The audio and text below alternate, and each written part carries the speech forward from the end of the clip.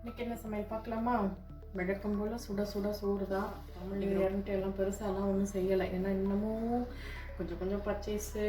முந்தா நாள் தாங்க அவங்க வந்தாங்க. வந்துட்டு அவங்களுக்கு ட்ரெஸ்ஸு, அதுக்கப்புறம் அக்சசரிஸு, செப்பல், அது இதுன்னு எல்லாத்தையும் வாங்கணுன்னா முடியலைங்க. ஒவ்வொரு கடையும் போகிறதுக்குள்ள க்ளோஸ் வேறு பண்ணிடுறாங்க.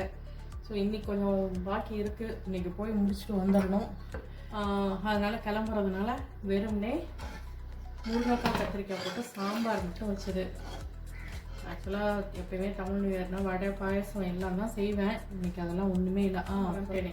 அனைவருக்கும் இனிய தமிழ் புத்தாண்டு வாழ்த்துக்கள். இந்த வருஷம் எல்லாத்துக்கும் நல்ல சுகத்தையும் பலத்தையும் நல்ல சந்தோஷத்தையும் கொடுக்கணும்னு நான் கடவுள்கிட்ட வேண்டிக்கிறேன். இந்த வருஷம் எங்களுக்கும் நல்ல விதமாக தான் ஸ்டார்ட் ஆகுது. அப்படியே தொடங்கணும், அப்படியே போகணும். Chicken fry. ஆக்சுவலாக நான் நான்வெஜ்ஜு செய்ய மாட்டேன். பட் பேரனுக்கு நான்வெஜ் இல்லாமல் சாப்பாடு உள்ளே இறங்க மாட்டேங்குது. பையன் டயட்டில் இருக்கார், அவருக்கு நான்வெஜ் வேணுமா இருக்குது. ஸோ நோவே அதை செஞ்சு ஒரு ஓரமாக வச்சாச்சு. அவங்க மட்டும் சாப்பிடுவாங்க. சாம்பாருக்கெல்லாம் தொட்டுக்கிறதுக்கெலாம் எதுவுமே இல்லை. தக்காளி தொக்கு, வெங்காயத்துக்கு இருக்குது. கூடவே பார்த்திங்கன்னா பருப்பு ரசம் வச்சுருக்கேன், தயிர் இருக்குது. அவ்வளோதாங்க இன்றைக்கி சமையல். இதோ திரும்ப ஓட ஆரம்பிக்கணும். ஓடினா இந்த நைட்டு எப்போ வருவோன்னு தெரியாது. அவ்வளோதான். நாளைக்கு வேறு வீட்டில் சின்னதாக ஒரு ஃபங்க்ஷன் இருக்குங்களா.